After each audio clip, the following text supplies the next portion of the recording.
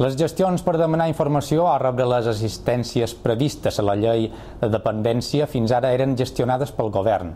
Avui la Conselleria d'Afers Socials ha informat que 47 valoradors i treballadors socials es traslladaran als ajuntaments de les poblacions més habitades i també als consells insulars.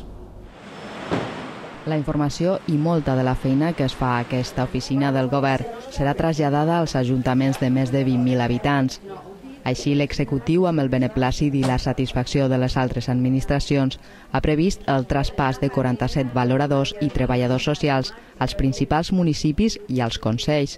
Tindran accés des dels serveis socials municipals a tota la informació dels expedients i els ciutadans guanyaran en qualitat en la tramitació perquè el podrà tenir molt més a prop del que té ara.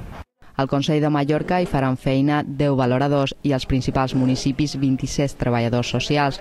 Aquesta mesura permetrà atracar el servei al ciutadà i també reforçarà considerablement la xarxa de serveis municipals, amb un increment d'un 25% més de personal. És una manera molt important de reforçar el servei social d'atenció primària, perquè aquests treballadors, si el municipi vol, no només faran feina amb atenció a la dependència, sinó que podran fer feines en relació a altres sectors, com podria ser infància, com podria ser persones amb discapacitat, comunitari, etc., altres funcions pròpies d'atenció primària. A Balears ja s'han valorat 17.000 persones, de les quals n'hi ha 5.000 pendents de qualque tipus d'ajuda.